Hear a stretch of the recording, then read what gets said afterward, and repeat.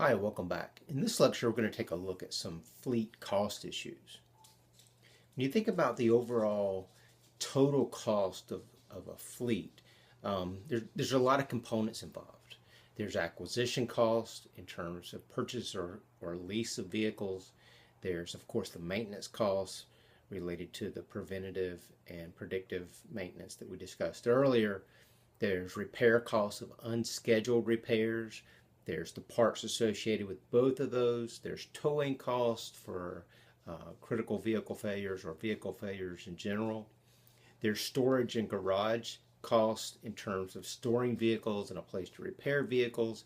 And even if you contract these out or outsource these components, that cost still exists, and you still would benefit from having somewhat of an understanding of what that cost actually consists of. There's labor costs in terms of fleet management, your mechanics. I've actually posted an article in the portal that talks about determining the right number of mechanics for a given fleet size. There's insurance costs, of course. There's driver training costs and other types of training, such as teaching your frontline staff how to actually do preventative maintenance on a daily basis. And then there's additional costs such as black boxes that we'll talk about. When we think about purchases and leases, I'm not going to spend a tremendous amount of time, as you'll cover this in your financial management course. But when you think about a purchase or a lease and trying to make the determination of what you're going to do, there's multiple things to think about. One, from a purchasing perspective, a purchase requires a large capital outlay. So that's definitely a disadvantage to purchasing vehicles. That large capital outlay often results in a decrease in cash flows. And if you're working for a public entity, there's awfully often the political issues associated, the politics issues, if you will, of actually determining if you're capable of getting that capital to actually to purchase those types of vehicles. So that's definitely an issue. And we'll talk about that in the last lecture. There's also salvage value issues in terms of a purchase. There's a lot of uncertainty that comes with salvage value of vehicles and what they're worth when you're ready to actually dispose of the vehicle or remove the vehicle from your frontline fleet. However, with leases, that's not as much the case. You have somewhat of an understanding going into the lease of what that salvage value will be. So if we think about a lease, some of the advantages, of course, are increased cash flow.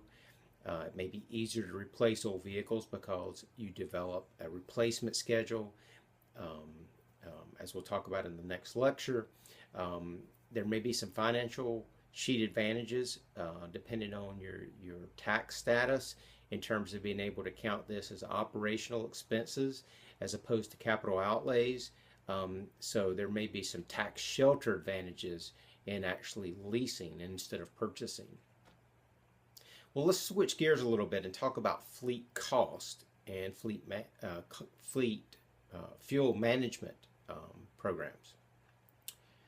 When you think about fuel management programs, there's often three concerns that come up. Often there's not upper management support because they see it as something that's just an added cost and they don't recognize the inherent cost benefit associated with it. Sometimes they don't really think that there's a benefit to the company, and that it's hard to see that correlation sometimes between the program and the actual benefit that it provides to the program. But in the analysis that have been done, most organizations show about a 15% reduction in overall fleet costs by utilizing some type of fuel management program. Some of the side benefits include there's less paperwork associated with the program quite often. There's more convenience in terms of fueling the vehicles, and I'll speak about that in a moment.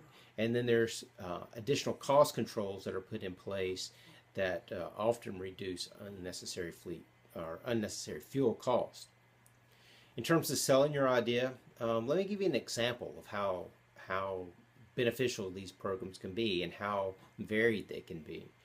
I was working with a large private provider on the West Coast recently, and one of the executives was actually trying to pitch to the senior team the idea of a fuel management program. And as we started laying out the individual cost components, we realized there was tremendous benefit. In this particular system, the fuel management program that they were looking at, the vendor would actually come to the site and physically fuel the vehicles on site. So they would actually bring a fuel truck to the site on a daily basis and fuel the trucks. Well, that did many things. It definitely improved the cost control issues. It gave better data in terms of fuel usage and fuel cost. It established a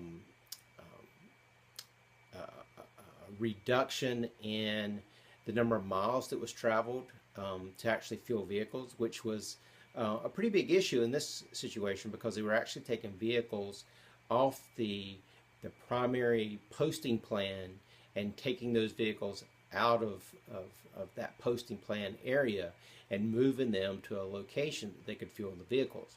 In the new scenario, the vehicles would actually be fueled as they return back to the base at the end of a shift. And what they found is most of their transports were short enough that the vehicle usually would make it about a shift without having to be refueled. So it was very easy to do the refueling as the crews came back to a given base. In this scenario also, there were two bases. One had the fuel facilities currently available and the second did not. So in that scenario, they would actually, the vendor would go to both locations and fuel the vehicles, which again was a added benefit in this scenario. So when you're thinking about a fuel management program for your system, it's important to think about those different components and really investigate what exists in your area. Well, I'm going to stop there and we'll pick up in the next lecture actually talking about replacement scheduling.